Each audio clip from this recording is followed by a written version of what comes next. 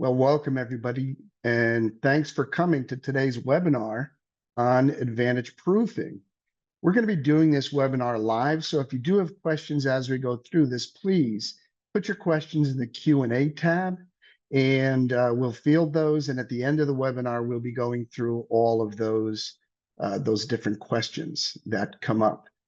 Today, we're going to be discussing proofing assignments, the proofing tool itself, and we're going to be looking at image files, text files. We're going to take a look at commenting and annotating on these files, and also just the overall UX, UI of the proofing module and how it could be helpful to your specific workflow. And as I said, if you have questions, feel free, type those into the Q&A tab, and we will address those at the end of the webinar. All right, let's jump in. I am logged into WebVantage already, and this is because you are existing clients, this is what your teams see when they log into WebVantage. When you become a proofing subscriber, there's an additional icon that appears on the right-hand side, and you see it right here for proofs. Going into this icon, you see tabs, tiles. These cards are exactly the same assignments that you see anywhere else in the system. So I can prioritize them by dragging them around. I have the ability to sort them however the individual user wants to see them. They can sort them however they want. I'm logged in as myself in this case. That's why these are here, is because these assignments, these proofing assignments, have been passed to me. In some cases, there are multiple people on them, so each person that's on a proofing assignment has one of these cards on their desktop.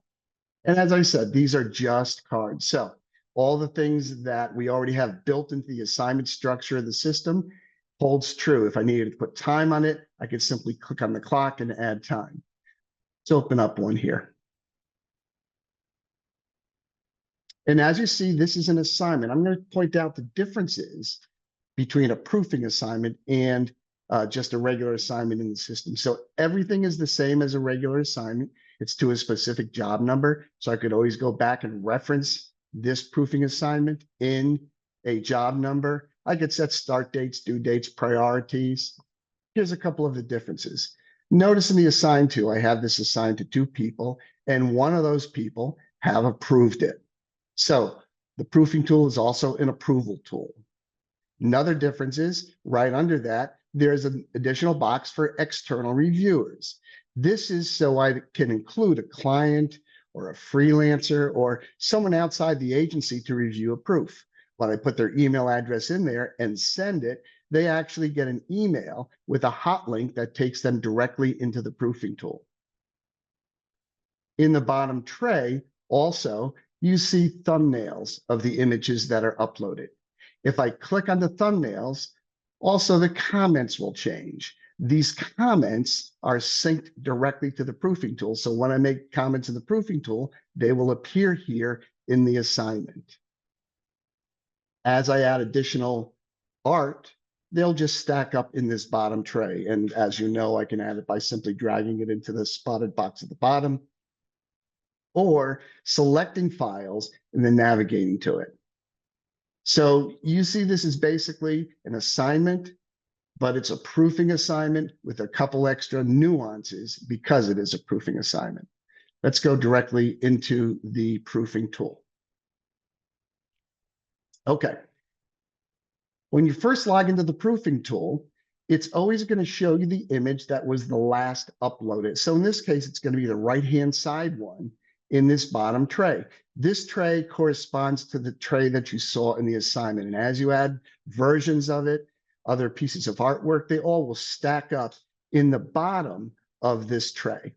And that's important to realize that it's the rightmost one that's selected, because when we do compare images, that's where that comes into play. You see the image, I have control over the zoom of the image, and you see one annotation that I've got in this image. And this is an image file. We're going to be taking a look at PDF files also a little later on in this demo. Comments are on the right-hand side, and I'm on the right-hand side of the screen now, and I'm going to click on this double bubble for the comments, and you see there's one comment on this image, corresponds to this annotation. Now, if I click on the annotation, it's going to point to the comment. If I click on the comment, it's going to point to the annotation. When I have one on the screen, it's not a big deal. We know that this corresponds to that. But we're going to look at an example in just a moment where there are multiple annotations on the screen. To get to earlier images, you simply click on the thumbnail in the bottom tray, and you'll see this has a lot more action and activity on it. Same thing applies. I'm going to click on the comments. Now, if you notice, there are a lot of comments here on this. I could click on any one of these annotations, and you see they're going to point back to the individual comments, or on the comments, and they're going to point to the annotation. So wherever you are, you can see the corresponding annotations and comments. On the comments themselves, there are thumbnails that represent in the color and the shape of the actual annotations. Now, on a very busy proof, you may get lots of different comments on it. So we have to be able to control how we're looking at them. Now, I have it set for a sort of position, but I could also do it by create date and modify date. If I have multiple people on it, I could sort it by the actual authors or types or colors. Now we can control the colors of the annotations, and we're gonna show that when we create annotations. But an interesting application came up where a client had decided that they were going to select different colors for different departments. So that's a really unique way of using the tool, and I can also sort by color. The next item over here on the right is a multi-select. So this allows me to select multiple annotations, and you see I've got two of them selected there. The originator of a comment can actually edit or delete their own comment. Other people that are on that review cannot edit theirs. They could only reply to it. So maybe I not wanted to delete these two. I could select those two and tap the delete, and it would delete those comments on it. The key takeaway on that is only the originator can change, edit, or delete their own comments. Other people can only reply. The last icon on the right is just a way to filter this. So again, there's that color again. I can go filter it by type, or in this case, I've got two authors who have written things on it, Arthur and myself. I can filter it down to just specific people's comments in this tray over here. So that's what this icon over here is. I'm going to unclick that. We've also got different levels to set the statuses on it. Now we can do a comment level status and an image level status. So a comment level status is, I'm going to take a look at this comment right here, and anybody could go in and either accept it or reject it, cancel it, complete it. An application we saw for that was artwork was being commented on, and when that art was changed and updated, the art director actually went in and marked this as complete. So we know that all the changes were done.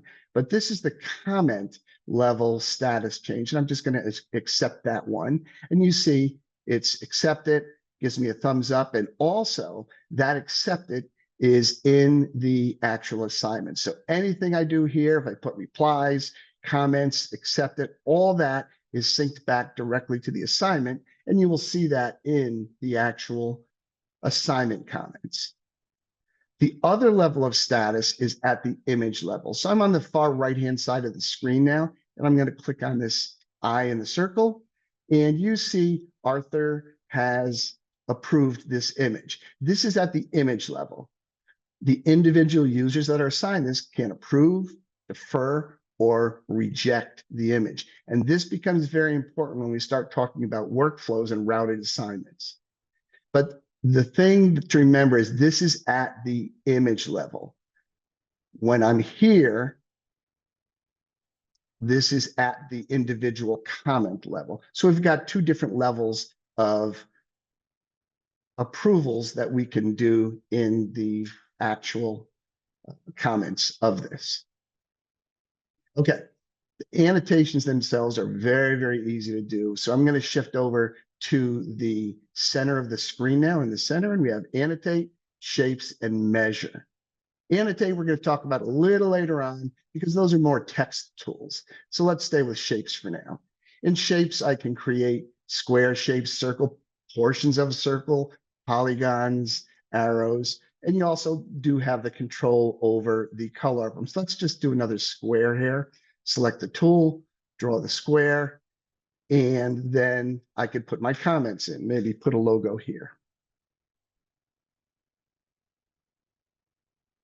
So it's really quite simple, but I really want that to pop a little more. So I'm going to change the color of it. As I'm typing this, notice the exclamation point. That means this is staged. It hasn't been registered yet. Okay, so now I'm going to post that, click on save. Now it's posted. It also is going to appear on the assignment. But I want to change this up a little bit. It doesn't show up very well on the black. I can pick up the style here, or I can pick up the style here, either place. I'm going to pick up the style, change the color, and change the thickness of the stroke. I could also change the line parameters. And in the case of when I'm using an arrow tool, I could put the arrow point on different sections. I can make it a spotted line. There's lots of different things that I can do with that. And you see that comment now is also in the comments stack. As the originator of it comment, I can edit it or I can delete it. Okay, so I have that capability. Anyone else? So for instance, we know Arthur is on this. Arthur does not have the ability to edit the original comment or delete the original comment. All Arthur can do is go in and reply. In that reply also, anybody that's replying has the ability to attach an additional file. So if there's a reference file that needs to be added there, they certainly can do it.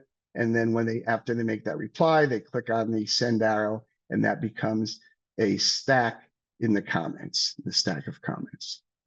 To get rid of this tool, I'm just going to go ahead and click on that palette button for style again, and that's removed. Okay. The next tool over is a measure tool. This tool allows you, well, to measure. You can set the scale. I have the scale set to 1 inch equals 1 foot. You can set as many custom scales as you want, and depending on your circumstances, you might have several in there. And basically, it does exactly what you would think it does. It measures. And I'm just going to go ahead. I selected my ruler tool, and I'm going to draw a measuring line. Okay, so I can see that's 6.6 feet, but also it puts a comment in here. So that comment is going to sync back to the assignment. I could change the color of this. Again, I can change the scale. Some other tools I have here is I can measure an arc, the perimeter, basically the circumference of something. I also have area tools that are applicable and can be used here. And I have a counting tool. So if there are several things that I needed to make sure I got done, I literally could put checkbox next to them. It would go ahead and put comments in and then show me the exact number of checks that I put in that file. So there's lots of different things that you can do with these annotation tools, and the measure and the shapes tools are probably the ones you'll use the most for an image type of file. And come over here to the far left and just look at some other tools that we have. All right, we can enter a full screen mode, which if you need the real estate and you really need to zoom in on it, you could certainly do that. You exit that by just clicking on the X in the center of the screen, or you can come over here and exit the full screen mode from that same tab and menu that we were on just a moment ago. So you've got options there. We also have, and these are some pretty exciting tools, and we're hearing all sorts of different ways that people could use it. I could download this. I could do a save as.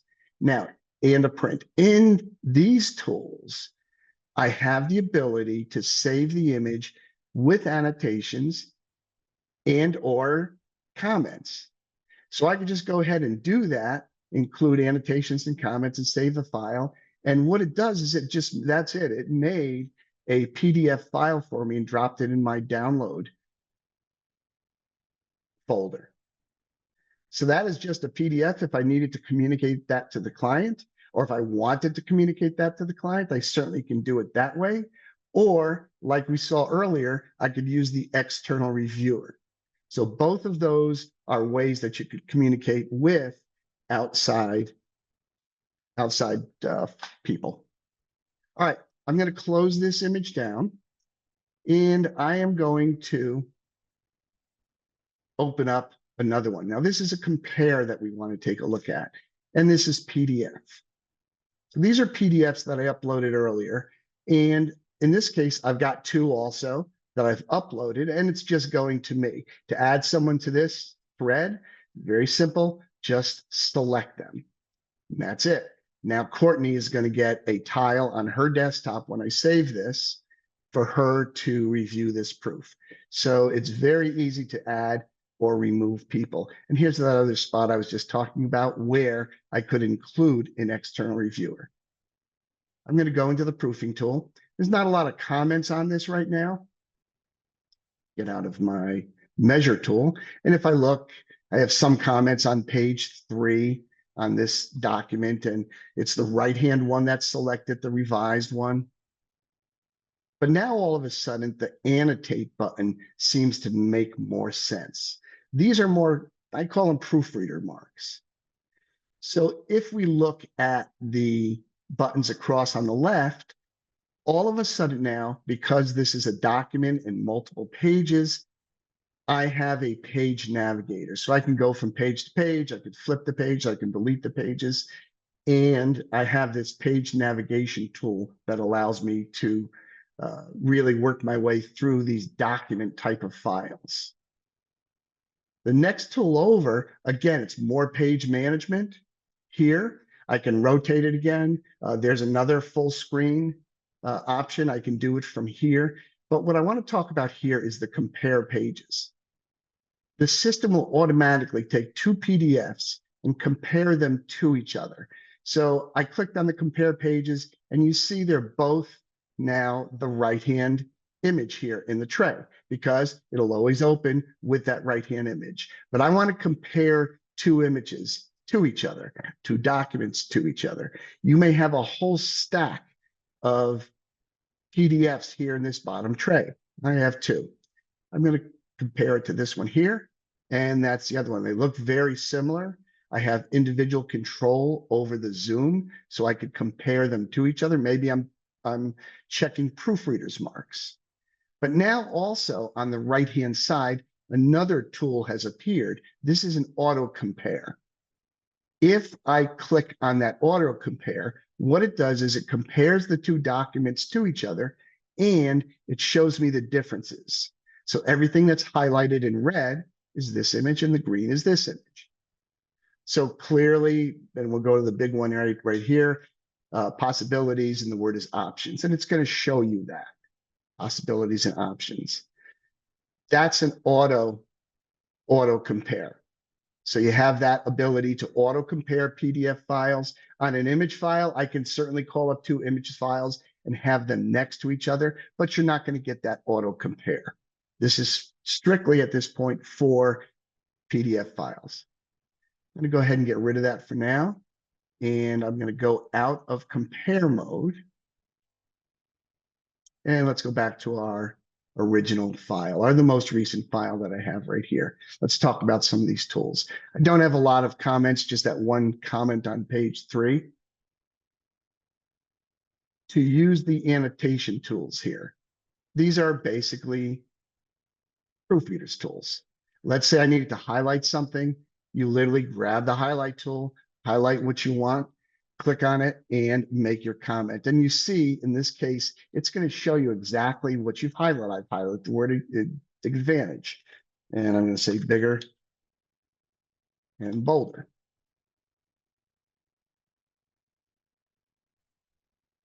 And save. And you have other tools that are used. We have underscore tools, underline tools, cross out tools. Maybe these 2 bullet items I don't need in this document anymore. And you'll see now they're crossed out. If I click on them, I can change the color of it. Maybe a color means a certain person is making those comments. And of course, it's going to show me what was said, and then I could comment on it. And then these are also syncing back directly to the assignment. So delete these.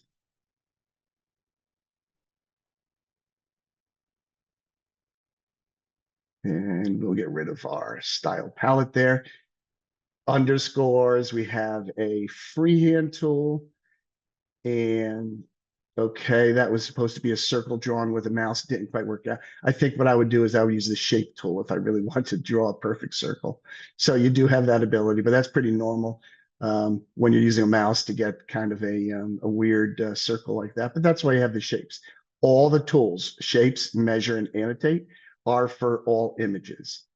We have other highlight tools, freehand highlight. We have some text tools. You could also put notes. I'm going to put a note in here. Address.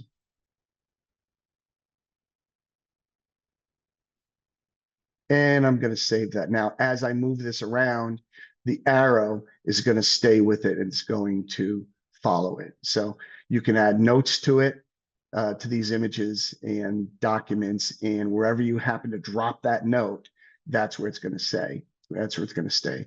Insert text tools and insert text. You also, if I were to look at the palette on that, I have the ability to change the typefaces from Helvetica to whatever's loaded in your local system there. Also color stroke, I could fill this with something. So now we've got a lot of comments on this. We started with basically none.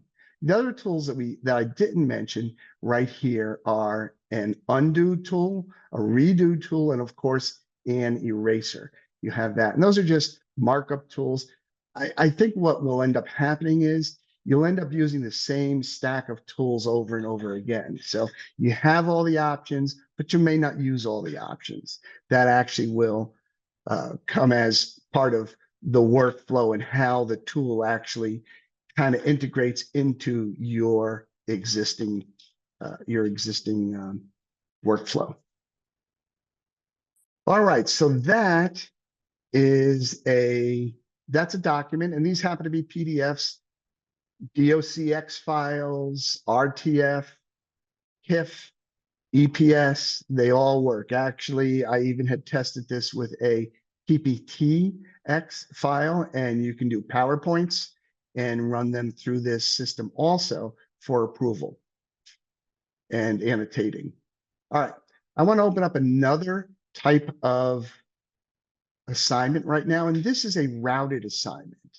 All right, so I'm just going to go ahead and click on this. Everything is exactly the same. What changes is how we're actually going to manage the workflow part of it. So if you look down here on the bottom, this is a little different. Now there are states. So these follow our workflows in the system. And you see that first step, approval review, then it goes to a client approval, then it goes to an overall approval stage. At each one of these stages, it's going to be with the people that are on that step or stage. To move to the next stable, each person would have to approve that step. Now, where do they approve that? I'm going to go into the proofing tool again. And this is an image approval. So again, there are some comments on this, and these are the comment level approvals, but to move it from one state or one step to the next, they would have to go ahead and approve it at the image level. Okay, and you see I've done that a while ago. Arthur and I have approved this. So now it's sitting on Christopher's and back to my desktop. So that's using a workflow. Workflows are all customizable. You could have as many as you'd like. And the movement on that is going to be when someone approves it. You can also customize who it goes to when you're creating that workflow. And that is using a routed workflow. We've had routed workflows in the system a long time for assignments, but what this is doing is this is really kind of evolving it into how it can work for proofing. Okay, and I'll show you in a moment how easy it is to create an actual proof. Like I said earlier, these are just assignments. That's all they are. They're just assignments. They're associated with the job number. A year from now, a month from now, 2 months from now, you can always go back and reference that proofing assignment and see the comments, the back and forth, everything that went on with it. Let's create a new one. And I want to show you how to do that because these are all pre-staged. I had those set. I'm going to go ahead and go to the job jacket. I'm going to get there easily by going to the kebab menu on the right-hand side and selecting job jacket. This doesn't have to be a specific proofing job or anything. Once you subscribe to the proofing licenses, an additional icon appears in your project management dashboard right here. You see it says proofs. If I click on this, it's going to show all the proofs that are associated with this job jacket. So in this case, what I'm going to do is to start a new proofing assignment. I'm just going to go ahead and click on add. And because I'm starting this from the job jacket, it's going to have the correct job number, client division product number. I can, as you see, add start dates, due dates, hours allowed.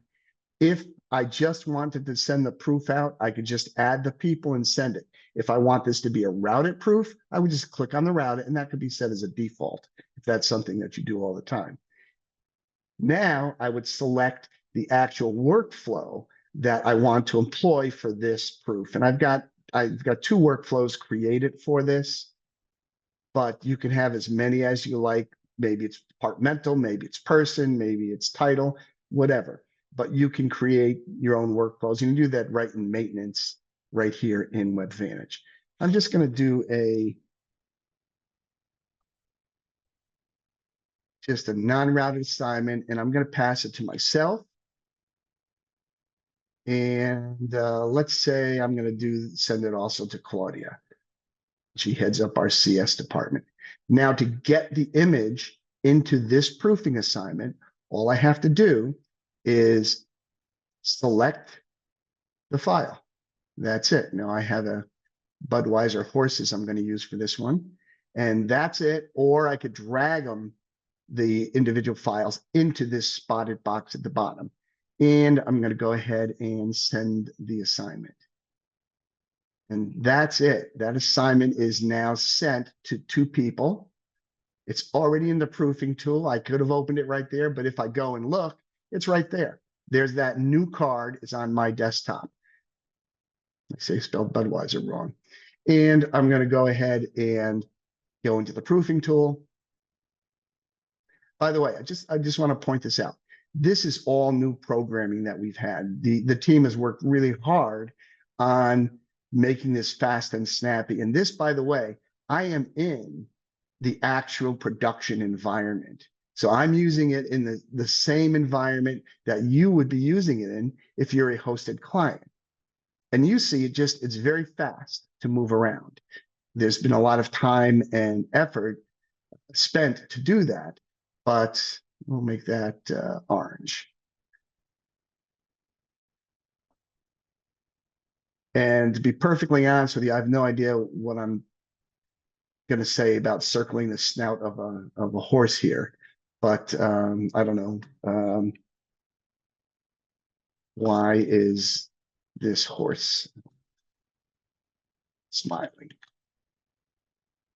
I have no idea. Anyway, you see it. It's very easy to do shapes, and we started that from scratch, and literally it takes seconds just to get a proof started and in the system. And we started that on an actual job. So if I went back to job 14, you'll see that in the proofing tab, that is now there as part of the stack of proofs that are in that job jacket. So everything that pertains to job jackets, it's going to hold it forever. That will be with that job jacket. Also, if you're putting dates on it, it's in the calendar. It's also in the assignments and alerts manager. So these assignments have just become part of the overall workflow of the Advantage system. All right, so that's the demo part of this. And Larry, I see it looks like we got some questions that came in while we were going through that. Would you like to read the questions, or or review those, and we could address those for everybody to hear and see? Yeah, sure. Let's take a look at some of those questions that came in. A couple just about the setup and training needed for to get advantage proofing. If you want to talk to just the setup time and the training time needed. Absolutely. Yep. So it's really easy to do. You work on your on an addendum with your sales director. And if you don't know who your sales director is, you can contact any one of us or the sales or support, and we'll make sure that the right sales director gets back to you. And you would work on the addendum. You would get that signed off. Once that's done, that goes to, then this is for hosted clients, that goes to our tech team. And our tech team does all the setup. They make an adjustment in your actual uh, database, and then you come in and it only takes about a day or two, and this icon will appear. Now, this is for hosted clients. Um, and so the setup is actually very easy. We do all the setup. We make that adjustment in your database. For on-prem clients, it's a little more complicated. The addendum part is exactly the same. You're gonna do the addendum with your sales director, and then what would happen in that case is our tech team would engage with your tech team to make sure the correct files get copied over to your servers, because now all of a sudden the proofing tool is going to sit on your servers, and then they make the adjustment to your database to point to those directories. So it's for on-prem, there's a couple more steps, but it's very easy to do and get done. Training, it's pretty intuitive. I think everyone on this call, just from kind of clicking around and trying stuff, they can figure out how to do it. But we offer training also on this. Honestly, training should be about 45 minutes, an hour, depending on your specific circumstances, because when we're training, we're also kind of looking at the process, how it could integrate into what your existing process is. So we're doing kind of two things at once, and that's included in the cost also.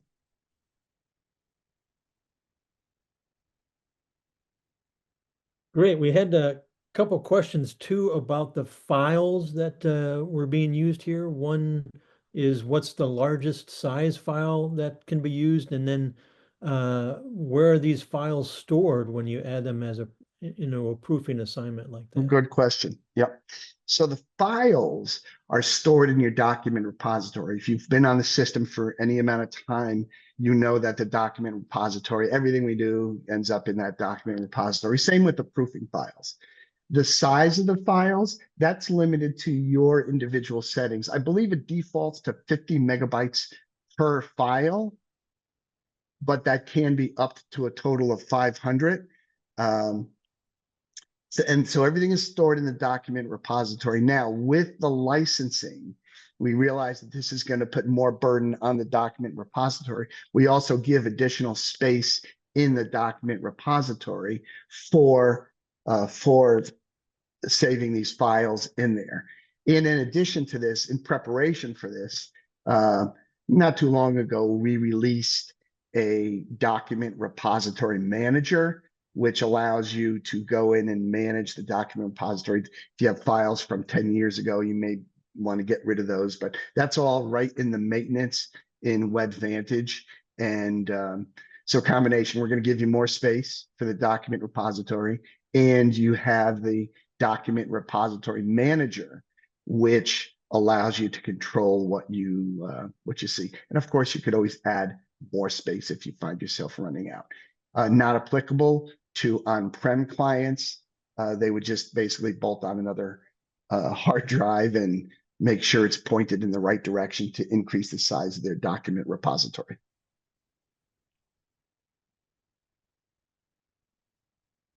Good. You also showed there's a specific comment about how it looks great with the image and document and PDF files that you used. Uh, Asked about HTML and video capabilities. HTML and video right now is on the roadmap.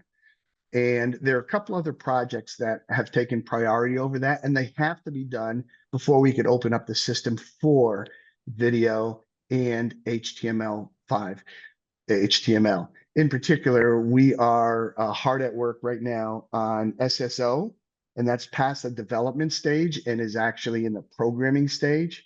So the teams are working on that. Once that project gets delivered, then we're going to take a look at the video. But video, it is definitely possible. It will be happening, a video in HTML. So that is in the roadmap moving forward. As we get more timing on that, we certainly will let everybody know. All right, and we also have a question about just, you've mentioned the licensing necessary for this. How much does that license cost? It depends on the number of licenses that you have. Actually, it's a tiered system. If I'm thinking correctly, it goes from basically 2 to 25, then 26 to 30. Or it's a tiered system. So you would actually work with your specific sales director, and what they would do is they would give you a quote based on your specific circumstances, number of licenses you have, and they can then create the addendum accordingly on that. So it's a tiered pricing structure, and also part and parcel of that is the amount of additional document repository space that's added is also tiered based on how many licenses you have. And again, you can send an email into sales@gotoadvantage.com or contact me or software support or your sales director if you know who that is. We find sometimes clients don't know who their sales director is. So if you get in contact with any one of us, we'll make sure we get the right person on the conversation, on the phone, to talk to you about that.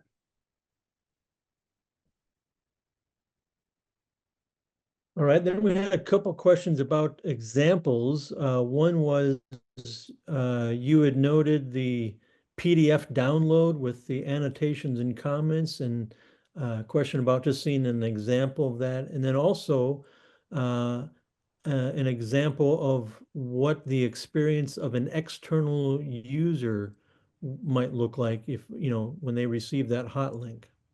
Okay. I actually downloaded a file. So I'm going to go ahead and open that. So this is a PDF. It's actually a PDF of what we were looking at today. And it's just a PDF. That's all it is a PDF. So I'll grab that. And here it is. Okay. So this is just a PDF. And you should recognize this. This is the one that we were working on.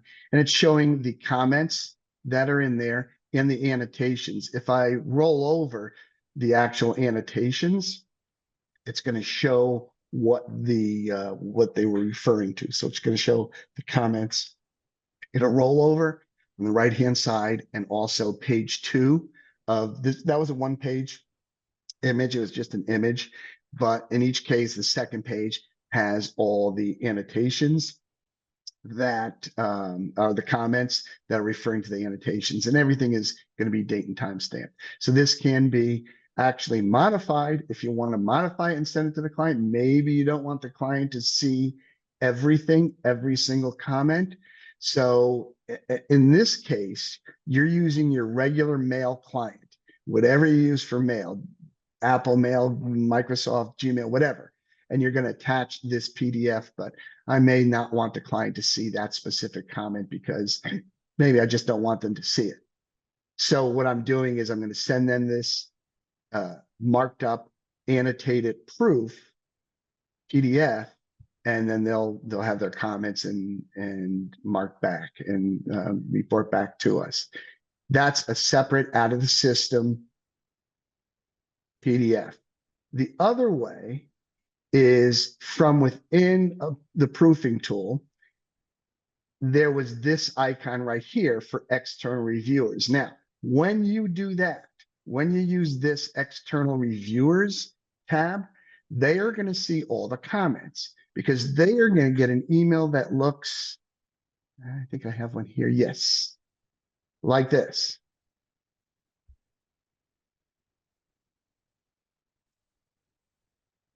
They're going to get any, and all I did was I sent this to my personal account and went ahead and um, printed that out. They're going to get an email that's this, and they're going to be able to click on the launch proof or copy and paste this into the URL of their browser, and they're going to see the actual proofing tool. They're going to go directly into the proofing tool, which means they are going to see everything that was said on that particular proof. So everything that's here, they're going to be able to see all the comments. Within the comments, by the way, I also want to mention that we do have at mention. You can at mention additional people in here, both internally and externally. But the takeaway on that is if you're using that external um, link from within the actual assignment, they're going to see everything. So you got to make sure that there's that all the comments are client friendly.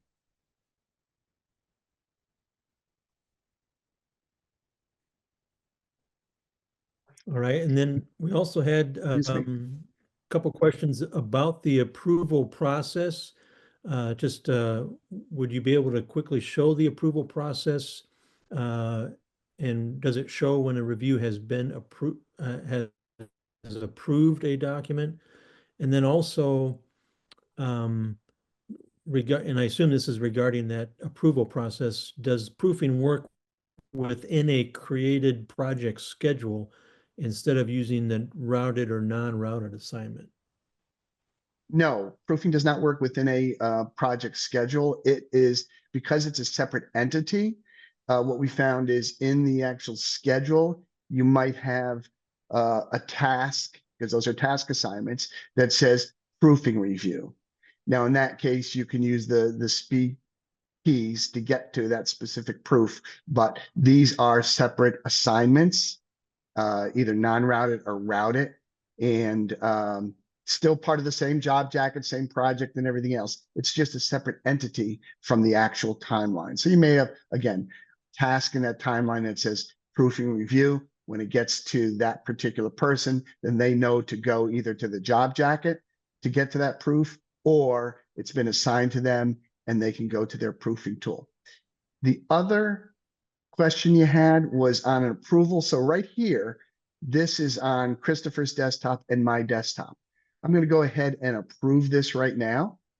And there's 3 levels at the image level for approving. There's defer, approve, or reject. So I'm just going to go ahead and approve it.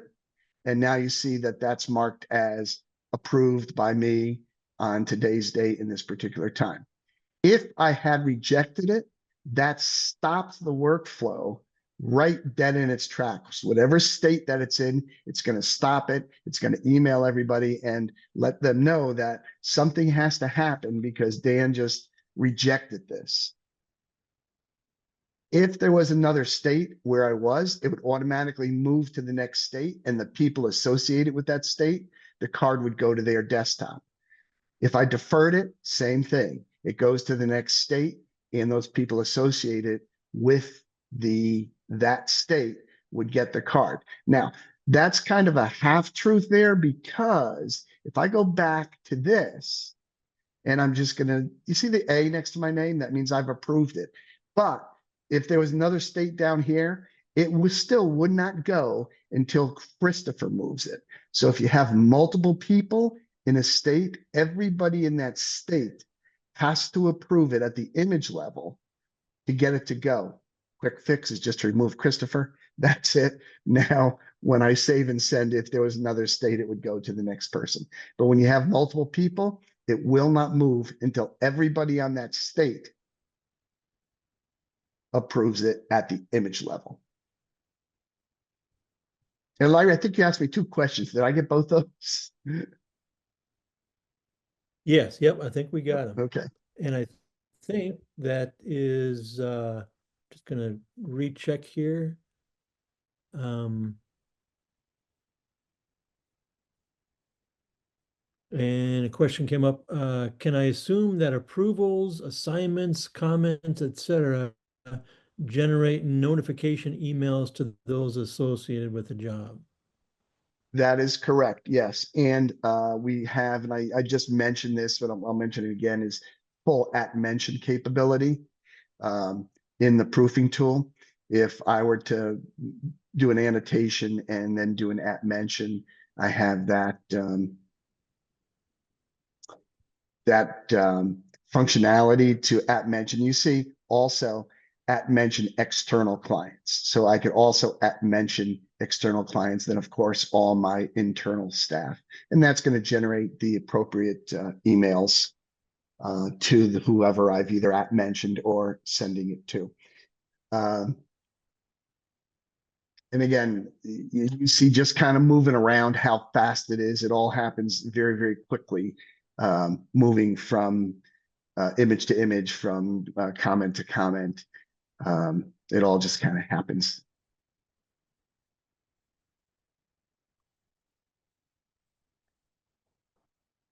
Anything else, Larry? Great. No, I think that's it for our hosted clients. Of course, this is available. We may just want to mention the version needed for our on-prem clients in case they want to utilize this. What version would they need to be on? The most recent version, which is 6.98.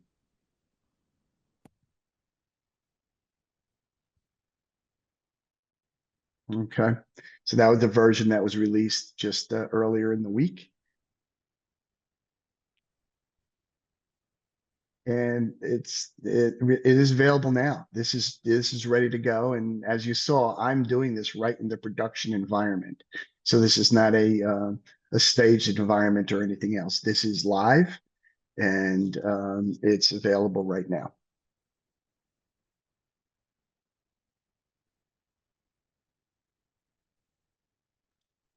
Great. Yeah, there are no other questions at this point. So Okay, if you do have questions, reach out to me directly, your sales director, support. We will make sure that we get the questions answered. And if this is something that you want to move forward with, your sales director will help you with the addendum. But usually they're an hour from now, say, boy, I forgot to ask that. Just shoot those questions off to us and we'll handle them as they come up. But really, any one of us could help. And we are glad to be presenting this to you and showing you we're excited about it for the speed, for the accuracy, and just how it can be integrated. And there's a tremendous amount of flexibility already built into it. So how it can be integrated into your workflows. And anything we can do to help, just give us a shout.